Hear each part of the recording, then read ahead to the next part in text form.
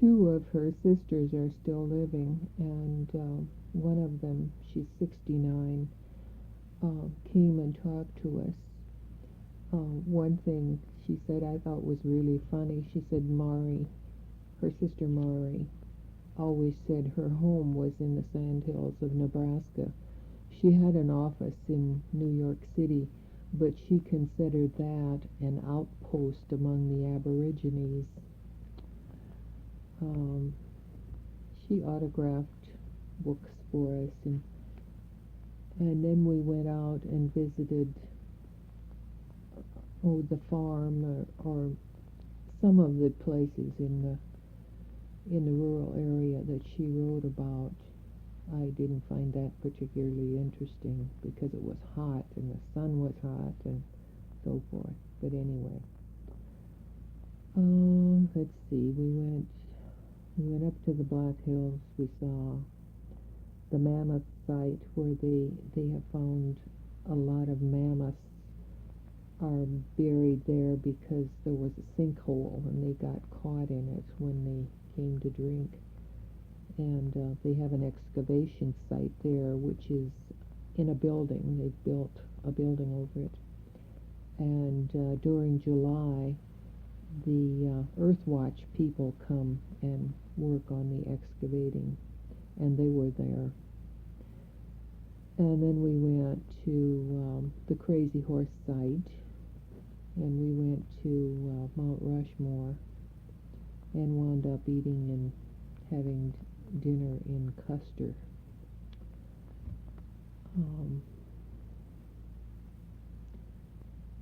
We visited the area where they just had the forest fire out there. They think about 75,000 acres were burned. A large part of it was private land, and we didn't see any of that, but we did see some burn areas in the national forest. Really bad. But the professional people out there, say that it's not so bad. This needed to be burned off. It gets too dense with forest, and then there isn't any grass and places for the animals to live. So they were not that broke up about it, I guess. So we got back here on Saturday night, and and while I was gone, United Flight 232 crashed here, and I did see a couple news reports from out there, and it was really weird to see people I knew on national TV, especially the priest that I had just finished working for. He was on one night. There are still some of the people who were injured in the hospitals here. Yesterday I saw in the paper there were still 200 people from the National Transportation Safety Board in town.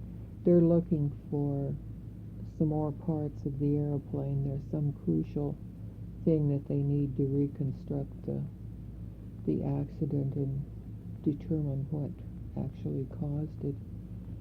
And I think most of the reporters are gone, but we had a lot of them here evidently. There were 11 from Cable News Network, and they had quite a bit of coverage.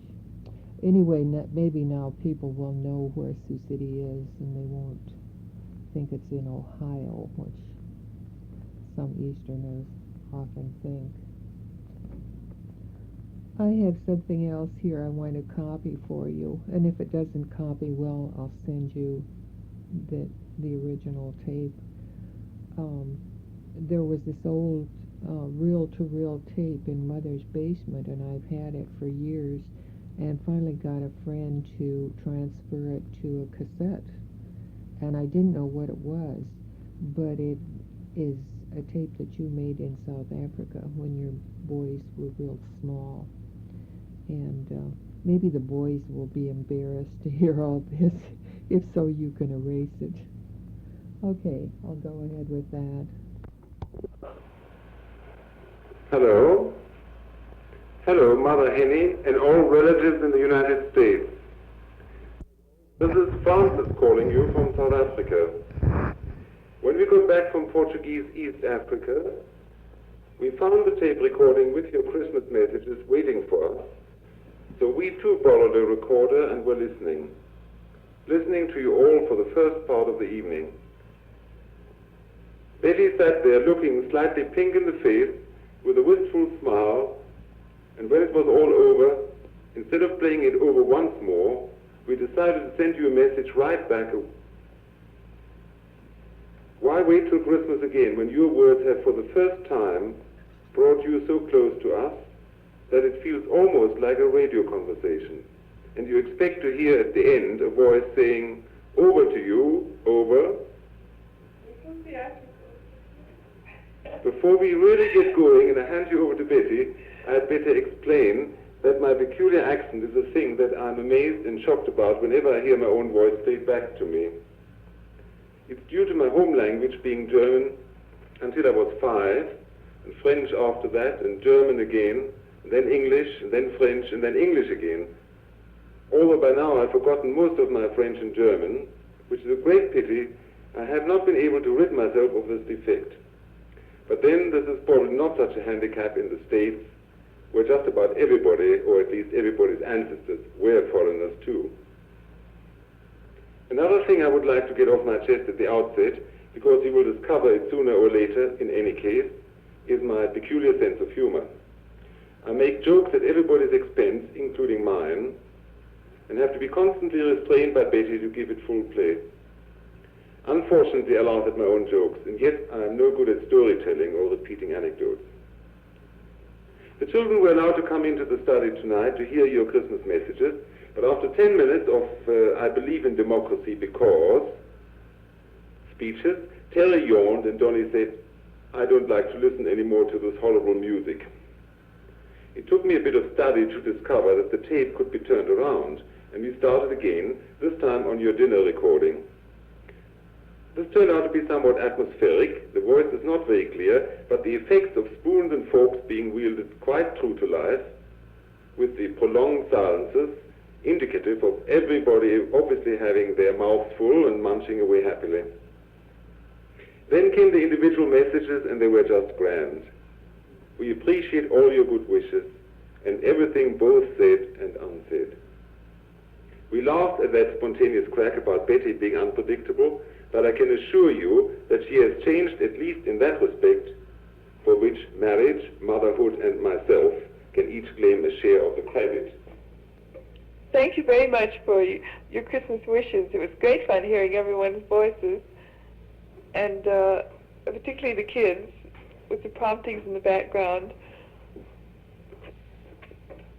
It's a good thing Bob was there to act as announcer. He makes an excellent announcer, too, because we wouldn't have been able to sort out whose voice was whose otherwise. We plan to organize our children tomorrow and get them in here and have them recite nursery rhymes for you, too. We enjoyed the Christmas parcels, too. We had quite a nice Christmas this year, but very quiet. Trudy's and Mary Jane's parcel arrived a bit late, so we saved the toys for Donnie's birthday, which is next week. He's 5 years old. As Francis told you, we've just arrived back from holiday. We had quite a nice time, but I'm afraid our old car has finally given in, and we had a lot of trouble with it while we were gone. But we did enjoy ourselves anyway and came back rested. I'll let Francis speak to you again now. He sounds very dramatic. When we fetched the children back from the convent, Baby gave no evident signs of joy at seeing us, which might mean that he liked it there, or perhaps he just wanted to show us that he too could be independent. Donnie said he liked it at that place, but was happy to go home. In a rather solemn way. It was a sort of an unrehearsed speech, but it sounded very much like mine. His only disappointment was that in spite of a lot of praying, baby Jesus never came, like some of our other friends who visited him whilst we were away. As I let Donnie off to bed tonight, he asked me if I had got this tape recorder for him for his birthday, and insisted on watching how I work it so that he could learn it too. He has reached a stage where he wants to be like Dad in everything, and if I momentarily forget and tell Betty that I don't want any peanut butter tonight, he will refuse to eat it too. He has taken to bullying Terry, and Betty thinks that this is partly on account of my example. He's the unpredictable one in the family now. He will remember a rhubarb pie that he had 9 months previously, and which wasn't mentioned since, but he will forget to fold his napkin a second after being told. But aren't all children angels? I think the baby is still terribly cross with us for going away because he doesn't speak to us, so I'm afraid you won't hear him tomorrow. I wish we could all come and visit you. Every month we buy a ticket in the Rhodesian sweepstake. We said if we ever win it, the £25,000, we'll all go to America to see you, but so far we haven't. Well, for all 5 of us to come over just for a visit would certainly require a near miracle. And Betty doesn't want to go over and leave the children and thinks you would love to see the children and like to meet me too. But there's really very little to keep me here if, and here comes the great question mark, I could be reasonably sure of making a living in the States. The children will have to go over, of course, later on in any case, in order not to forfeit their American citizenship. I wrote to Alexander Frums at Colorado Springs and offered my services, but their reply was non-committal, or actually it was discouraging. Not that I insist on staying in Frums. I would like to start an art shop, but have neither the capital, nor do I know enough of local conditions. Well, that just leaves a white-collar job or selling hamburgers, and our living standard would be likely to go down, and there would be uncertainty. Perhaps I couldn't stand the pace and the competition, having been used to years of softer conditions here. I've never been very adventurous in money matters, and I'm obviously not cut out to be a captain of industry. But it's nice just dreaming up plans and getting enthusiastic before sinking back into indecision and lethargy and just sticking to my old job. So this is the following afternoon, and the children are here in the room. We hope they'll say a few words to you now. Speak up, Ronnie. What's I gonna say? Well, you say something. Say, hello, everybody in America. Hello, everybody in America. Hello, all the people. That was, last one was Terry. Now over to Betty for a moment. What did you do at school today, Donnie? I painted and What else? played on the toys and everything else. I didn't see any painting. Did you bring it home? No, I mean not I have to tell you what I did. All right, what did you do, Terry? I did paintings in the door. In your drawer? The book. Draw it in a book. Oh. And stuff and put the colors on. You made an Easter bunny too, didn't you? And about the Easter bunny. What did you make the Easter bunny from? What's it made from? Isn't it cotton wool? Yes, got the well. That's right. In Donnie, did you make an Easter bunny? Easter bunny, but it has it's just got it's stuck. Let Donnie talk now, It's just stuck. It was blue. You know, it makes your hands all sticky. It does. I think that's fun, isn't it? Then you have to wash them afterwards. I was fine. Did you? Oh no, they're terribly dirty. You didn't wash them at all. What do you like to play with most, Terry? A bummer in the banana. Say it louder. A bummer Is that all? Just a bomber? in the banana. What do you like to play with, Donnie? Kit and a bomber. And where do we like to go on weekends when we go out? the parties and to the bird sanctuary and to the zoo and to Daniel Everald's and Monoshiba's car. And Terry, where do you like to go? I like to go to Devon and for the same as Danny. Just the same as Donnie. What about the library? Don't you like to go to the library? Donnie? Yes, I do like to go to the library. And what do you get there? Books. And who reads them to you? My mother and Oh, yes. And what book do you have now? a book about the rabbit. About a rabbit? Mm. What was his name? I don't remember. Which one is it then? And what book do you have, Terry? The tiger book, I know. A tiger book. Yes? Little Black Little Sambo. Black That's right. Do you know about Little Black Sambo, Terry? What happened to him? What did he eat? He ate all the pancakes he could, didn't he? That's right. That was nice. Well, No, Donnie, you can't switch on. Let I do it.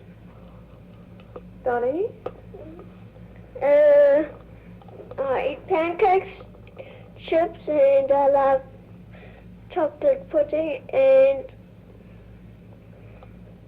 You don't like ice cream, do you? What do you like, Terry? I like chocolate pudding and chicken and nuts and honey and picture.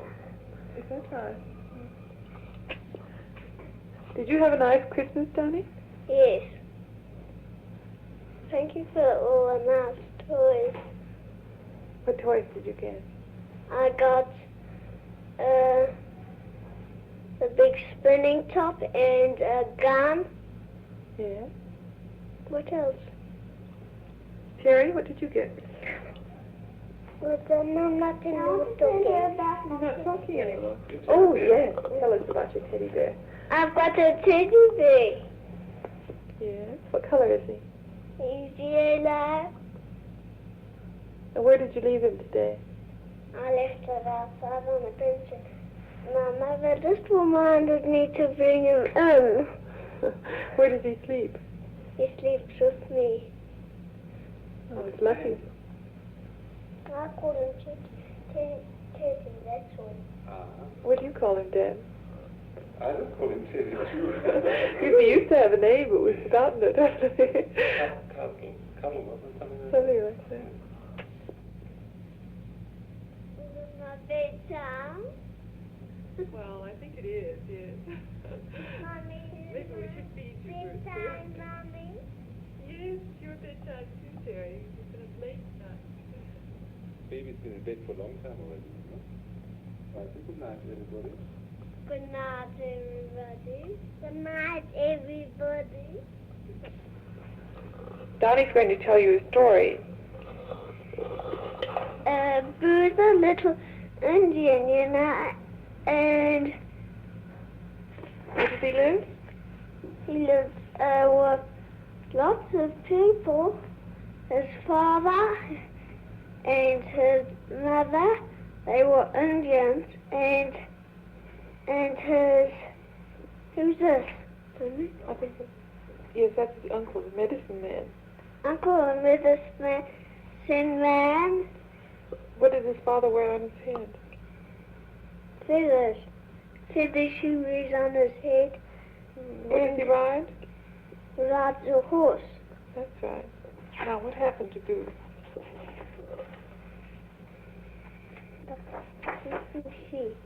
Yeah, he's going with his father's lambs, going up to the green meadow. All right. And then what happened? Let me see. Then he lay down in a hole in the Rocks Mountain.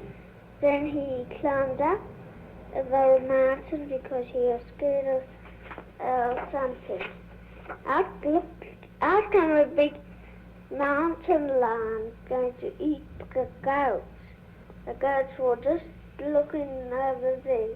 What does the mountain lion say? What do the goats say?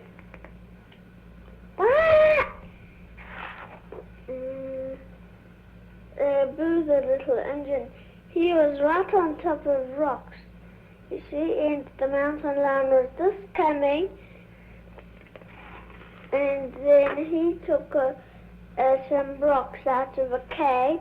Then he was about to throw it at the mountain lion, and he threw it at the mountain lion. Then he ran away because the rocks came at the mountain, and Boo, the little Indian, laughed. He did what? He laughed. Oh. So then what happened? Did he go home again? I don't know. See.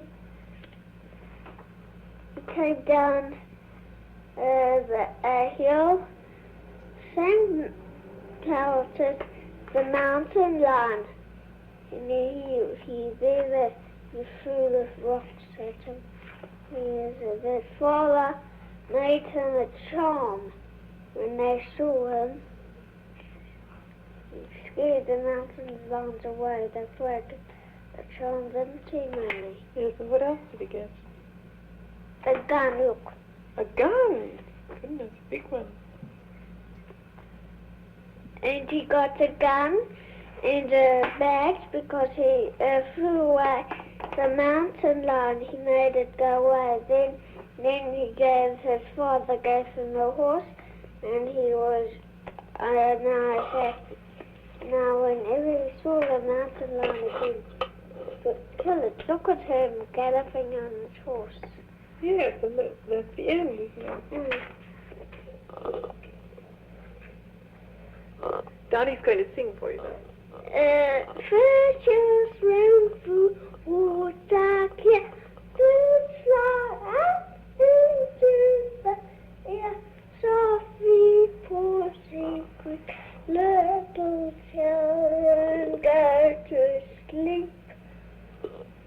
The green leaves on the tree, five. Yes, tell us that. 5 little green leaves on the tree one day. Along came the wind from Lavington. Woo! One came fluttering down. 4 leaves on the tree one day, and along came the wind from Lavington. Woo! One leaf came fluttering down. And he flew on the tree one day, and along came the wind from Lavington. Woo! And one came fluttering down, and he too. Now along came the wind from Lavington. Woo! One came fluttering down.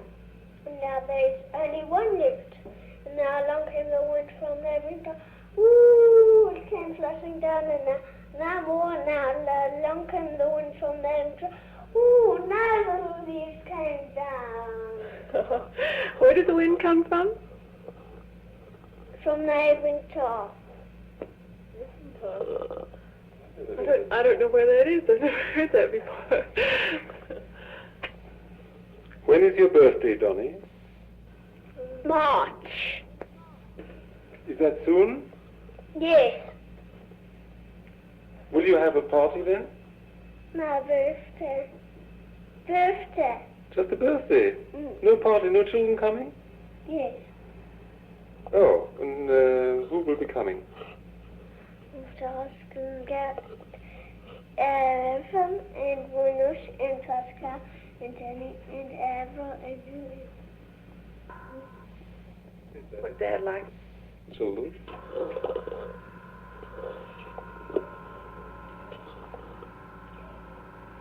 We did, and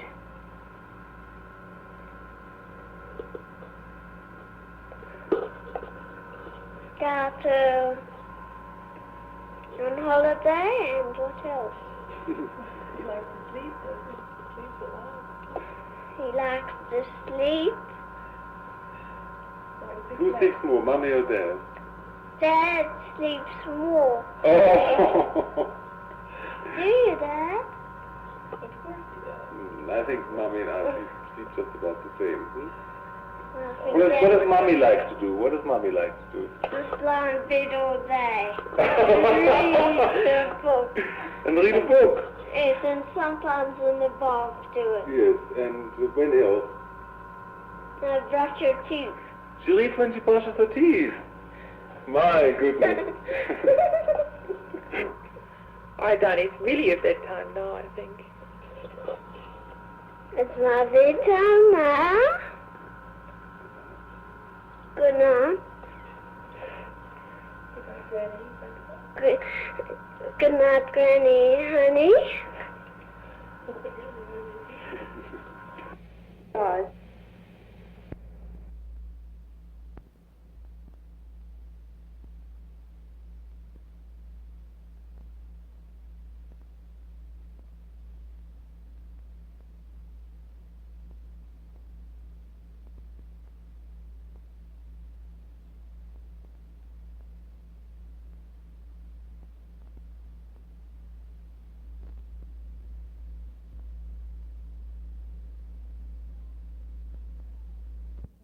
Just lie in bed all day. Read a book. And read a book. Yes, and sometimes in the bath do it. Yes, and when else? Brush your teeth. She reads when she brushes her teeth. My goodness. All right, Donnie, it's really your bedtime now, I think. It's my bedtime now. Good night. Good night, Granny. Good night, Granny, honey. Bye.